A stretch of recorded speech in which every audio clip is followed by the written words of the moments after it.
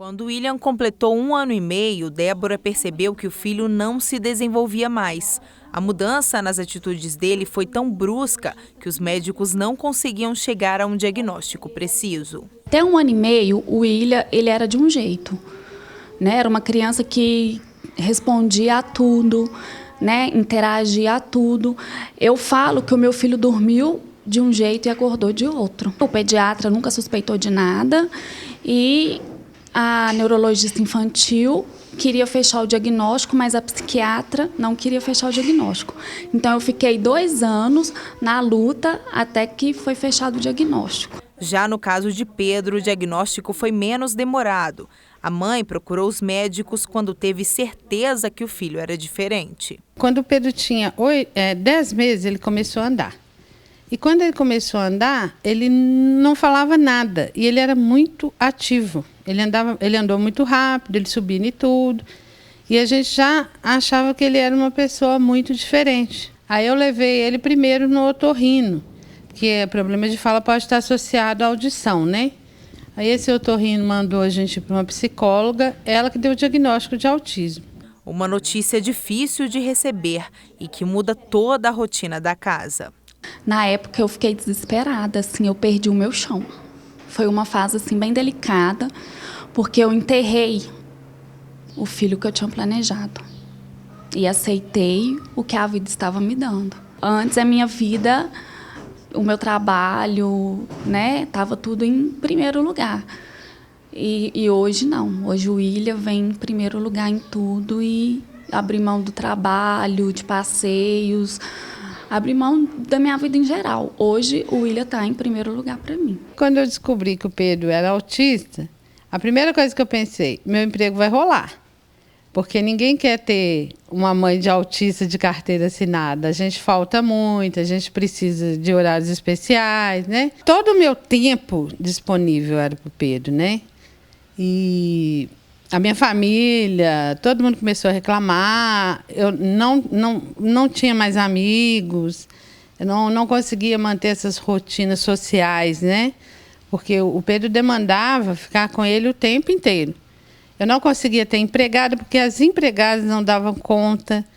Então, a minha vida virou de pé na cabeça. Além das dificuldades que a família passa, é preciso conviver com preconceito em sociedade, o que torna ainda mais difícil o desenvolvimento da pessoa que tem autismo. Agora mesmo eu tentei matricular o meu filho em várias escolas particulares e nenhuma aceitou. As pessoas não estão preparadas para a inclusão ainda, infelizmente. E em si mesmo, a gente não está preparado para o diferente. Então, o preconceito eu sinto muito na escola, eu sinto na rua, eu sinto em família. Mas com a ajuda especializada e o amor de mãe, é possível vencer muitos desafios. Ele melhorou essa coisa do controle do esfíncter, ele passou a não chorar mais, a não ser agitado, né? E passou a prestar mais atenção na gente. Ele ficou muito mais socializado, ele é muito mais alegre, presta atenção em tudo, ele corresponde, às vezes você pede para ele pegar uma coisa, ele pega, ele atende ordens, né? Eu amo meu filho do jeito que ele é e não trocaria ele por criança nenhuma. Ele é perfeito, lindo aos meus olhos, ele é o presente mais lindo que Deus me deu.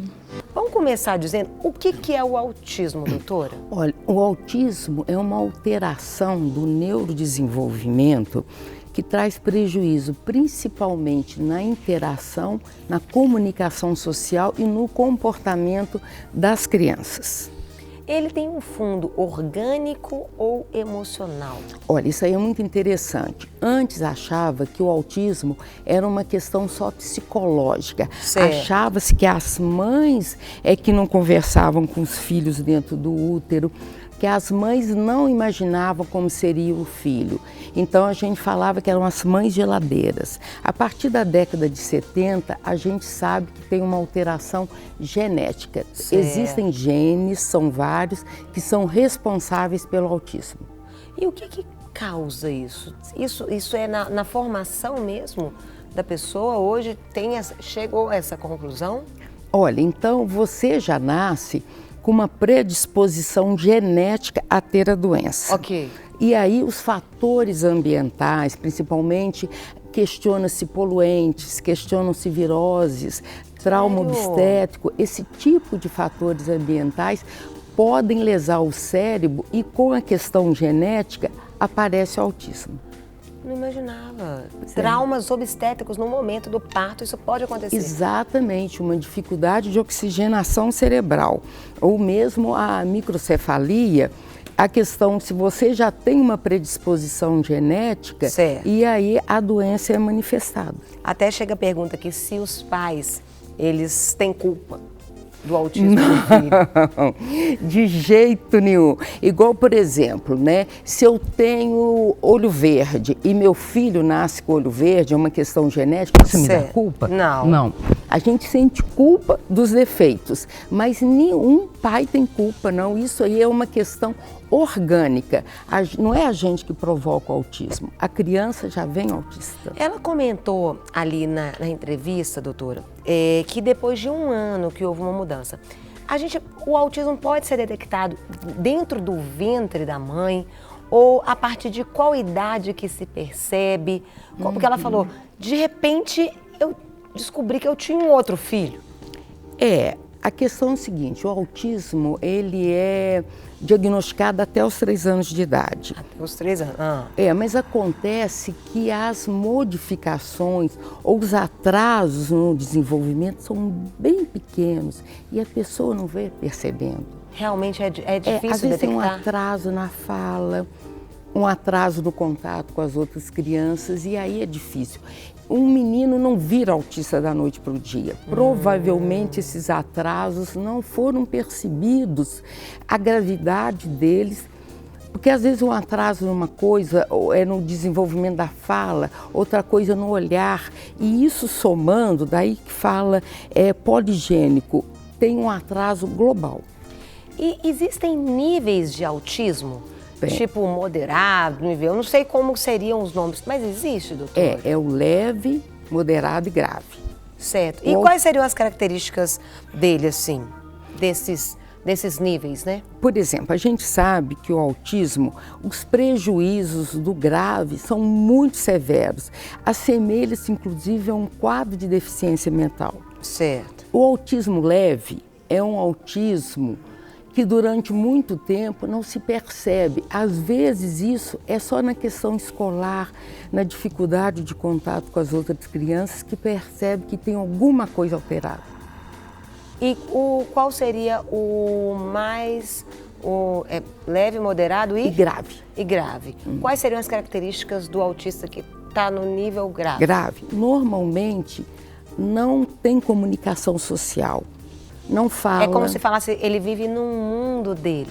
No mundo dele. Normalmente não fala, reage muito pouco aos estímulos, não há troca de olhares, tem uma dificuldade muito grande de interação social, é cheio de rituais, não quer sair de casa, nada que muda a rotina não aceita, dificuldade de aprender. Então isso aí tudo vai isolando a criança e a criança fica longe do mundo. É como se fosse um muro entre a criança e o resto. Eu pergunto, doutora, a criança, ela pode, como se fosse, não sei se eu vou expressar corretamente, piorar ao longo do tempo? Eu pergunto porque eu tenho uma parente que ela tem. E parece que quando a gente conhecia ela menorzinha, ela parece que socializava mais.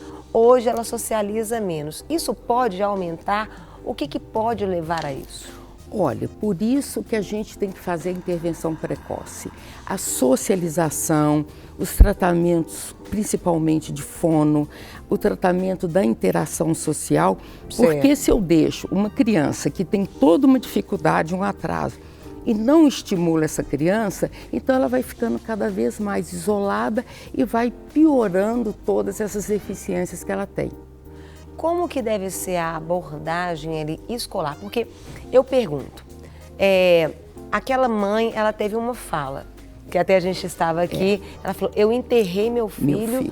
E aceitei o que tem. A maior dificuldade está na própria família ou na sociedade? Porque eu vejo quando as pessoas falam assim, a sociedade não aceita, mas a sociedade me inclui também. Porque, veja bem, a gente quer um filho perfeito. Certo. Né? Então, a partir do momento que o filho vem e tenha dificuldades, porque é muito difícil lidar com uma criança autista. Por exemplo, na hora de amamentar, né, que é o sonho de toda mulher, Sim. amamentar o bebê, e o bebê, essa troca de olhar, o autista não faz isso. Ele não olha. Não olha para a mamãe. Não olha para a mãe. E a coisa mais linda é uma mãe amamentando com o bebê, né? Então, o que acontece? O autista não é uma criança que sai correndo para você e abraça. Tem uma dificuldade de contato físico. É cheio de... não gosta de barulho, não gosta de sair da rotina. Então, isso, o que acontece? Isso frustra muito a mãe. E o aprendizado dele também é muito difícil. Então, tem que ter metodologias especiais. Entendi. E eu pergunto, isso acontece mais em homens ou mulheres? Existe algum estudo a respeito disso, doutora? A proporção é muito maior em homens. Tanto que o Dia Mundial do Autismo, as cores são azuis. Porque para lembrar que é muito mais frequente no sexo masculino. Tem alguma justificativa por causa disso, doutora? Provavelmente é um gene ligado ao cromossoma. Olha, e eu queria saber, para quem está vivendo ali, normalmente existe um nível de vida assim, normalmente eles têm uma vida mediana de tantos anos, ou muitos chegam a ficar mais velhos, ou não? Como que acontece? Morre mais cedo ou não? O natural do autista? Olha, o autismo é uma condição crônica, né? Então, vai ter para o resto da vida. Agora, ele não é relacionado à mortalidade. Certo. O autista não morre por ser autista. É igual qualquer outra pessoa. Vai morrer por uma intercorrência física. Agora, o que acontece é o seguinte, as limitações do autista são grandes. Então, talvez pela própria qualidade de vida, que tem uma qualidade de vida pior, porque não tem interação social, a questão dos esportes, da escolaridade, isso pode prejudicar, vamos dizer assim, acarretar outras doenças, mas a qualidade de vida e não por ser autista.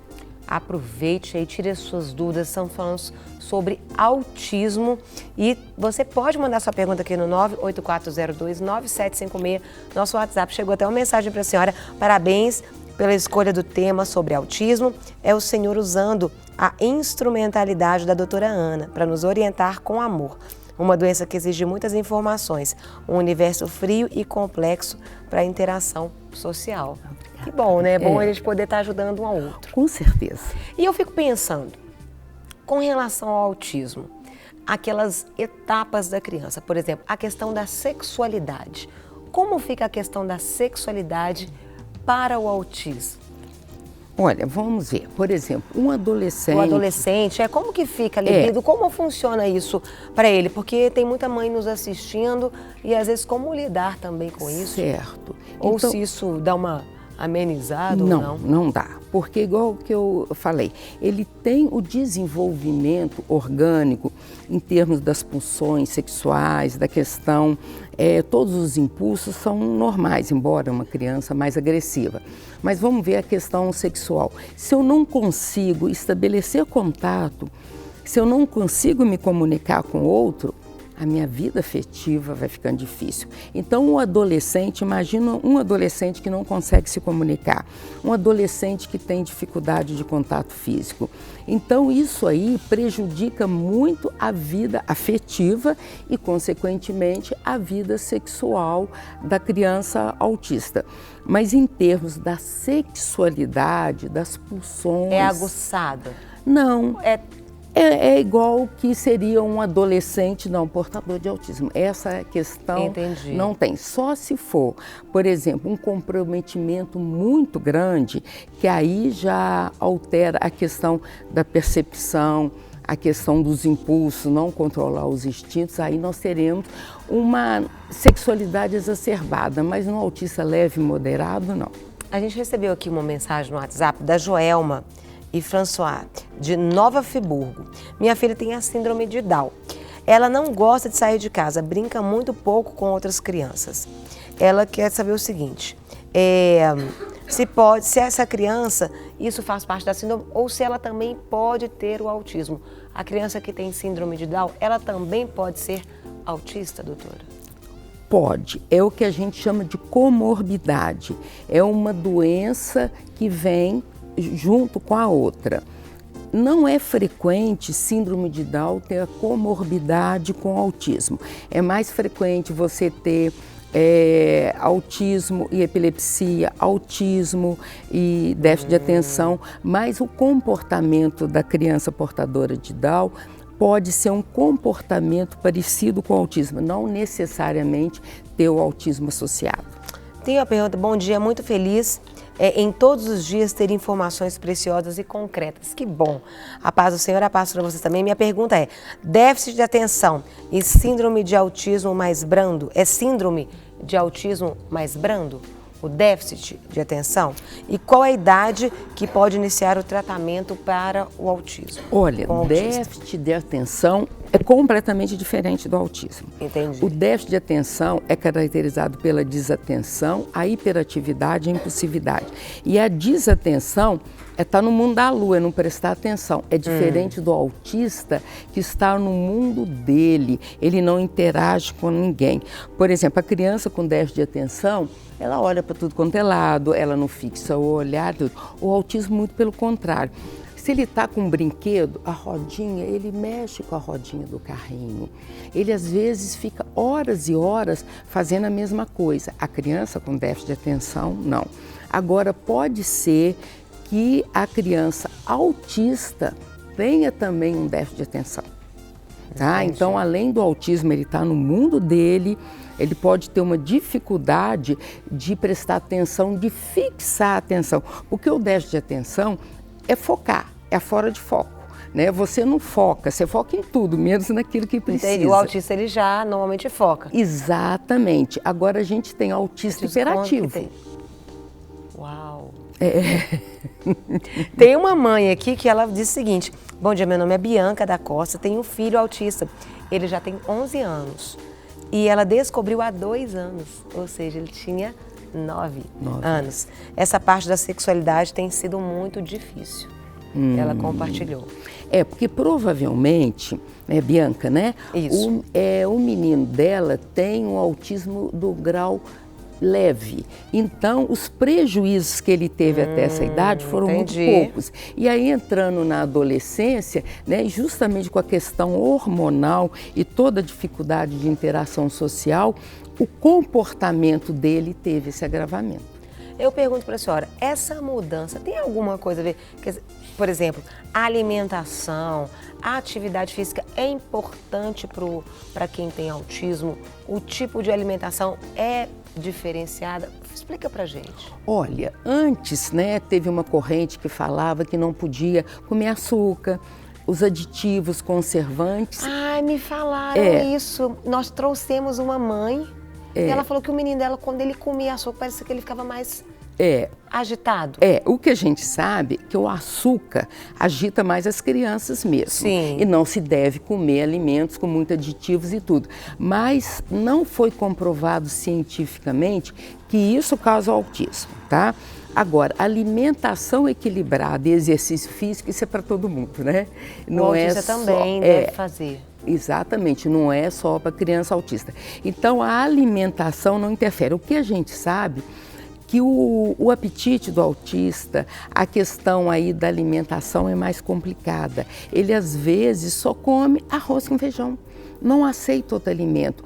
Aceitar coisas novas, mudanças, é muito difícil para a criança autista. Uma rotina para o autista é muito importante. É muito importante. E todas as vezes que a criança sai da rotina, a criança pode agitar. Então, às vezes, ela fica anos comendo o mesmo tipo de alimento. Então, tem que introduzir devagar, explicar e tudo. Então, essa questão do alimento é muito mais um maneirismo do autista na escolha dos alimentos do que o alimento que faz bem ou mal ou que provoca o problema. Remédios são necessários? O autista, ele ter ali um acompanhamento do médico, mas também estar ali fazendo uso de medicações, doutora? Olha, a gente medica o sintoma. Então, por exemplo, se eu tenho uma criança autista que não dorme bem, que normalmente o sono é alterado, eu posso ajudá-lo com alguma medicação para induzir o sono. Por exemplo, se ele é muito agitado, eu sei que a agressividade está prejudicando, eu posso usar uma medicação para agressividade, certo. Mas não existe uma medicação específica para tratar a criança autista, não. Tem uma pergunta aqui, tema muito importante, bom dia, muito bom dia para você também, querida. Meu filho de 4 anos não se comunica com palavras longas. Fala algumas coisas, mas impressionantemente ele é muito inteligente em falar os números, identifica as palavras, forma as palavras, mas não entende muito. Olha, a gente tem que ver se isso é um problema da linguagem, uma alteração da linguagem e não a questão do autismo, né? Porque pode ser um distúrbio de linguagem e não a questão ligada ao autismo. Eu aconselho que ela vá e procure uma fonoaudióloga e uma pedagoga para ver qual que é o atraso, né? A dificuldade de aquisição da linguagem. Pode ser sim. A aquisição da linguagem está alterada no autista, mas não necessariamente toda dificuldade de linguagem significa um quadro de autismo. O autista é mais inteligente? Chegou essa pergunta. Ele tem uma inteligência como se fosse um QI a mais? Não. Não? Infelizmente, ao contrário. Só 70% do autismo tem uma inteligência média abaixo.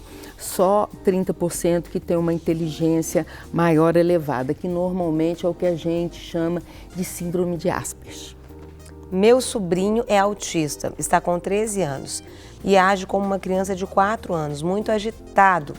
Se ele estiver num lugar e tiver 30 pessoas, ele consegue ficar inquieto. Isso pode ser autismo? Olha, né? Ele tem 13 e age como 4, como uma criança de 4 anos. Olha, pode ser uma dificuldade intelectual, tá? Pode ser também o próprio TDAH, que muitas vezes tem uma imaturidade muito grande e às vezes age como uma criança, tá? Agora, o autista em si não tem essa questão, ou age como tal idade, o comportamento de uma idade menor. O que ela falou aí, que é bem característico, com muitas pessoas tem agressividade, porque não são pessoas desconhecidas, é muito difícil para o autista lidar com o desconhecido e com multidão. E aí, para a gente fechar, doutora, uma pessoa tem aqui, ela compartilhando que ela vai encontrar com uma amiga que tem um filho autista. E ela falou, como eu devo agir com um autista? Por quê? Para evitar aquela questão do, eles agem diferente. Às vezes a gente que não tem, você não sabe como deve agir. Você trata com mais carinho, com menos, você dá mais atenção, você deixa mais ali. Qual é a atitude que deve ter de uma pessoa, às vezes, que não é da família do autista, mas vai se relacionar com aquela criança? Ou com um jovem, enfim, né? Eu acho que é importante a gente colocar que o autista é uma criança como todas, só que tem um comportamento diferente. Então, a gente não vai chegar a abraçar e beijar, né? Porque a gente tem que esperar a resposta dessa criança, né? Aliás, em nenhuma criança, né? Então, observar o comportamento dela e como ela reage e atender às demandas dessa criança. Se essa criança chegar perto, dê atenção para essa criança, não tratá-la como diferente, de jeito nenhum. É observar o comportamento e como você responde o comportamento. É se manter natural. O pessoal aí de Goiânia também está nos assistindo, mandando perguntas, querendo saber o seguinte: se o autista começa a ficar agressivo, ele pode ficar entre nós ou precisaria internar? O que precisaria ser feito, doutor? Não internar nunca. Sabe, a gente não deve separar da criança que tenha problema. Pode piorar. Pode piorar porque ela não vai ter o afeto, não vai ter a qualidade de vida. Então, usar uma medicação. Isso é um fato. Eu conheço uma história de uma autista, onde os pais eles acabaram por condições de doença na família e a criança foi ficar num local. E aí depois, enfim, ela voltou para casa e num dia que comentou que ela chegou a urinar na própria roupa. Ela a institucionalização é muito ruim para as crianças. Então, por exemplo, se está um caso grave, uma agressividade muito grande, tem o hospital dia, pode passar durante o dia no hospital dia e ser medicado. A medicação resolve. A medicação não cura o autista, mas a medicação controla a agressividade, a impulsividade, distúrbio do sono, não internar nunca. Doutora Ana Cristina, a gente ficaria a manhã inteira aqui, porque tem muitas perguntas chegando. Realmente uma aula, né? Como o Serginho havia comentado no início, estamos tendo uma aula. Que Deus continue abençoando grandemente a senhora. Volte sempre para nos instruir, nos ensinar cada dia mais. E eu que agradeço a oportunidade de estar informando a respeito desse transtorno que é ainda tão desconhecido e mal interpretado. Para receber todas as novidades do canal, inscreva-se e se curtir o vídeo, clique em gostei. Aproveite para acompanhar a Rede Super nas redes sociais.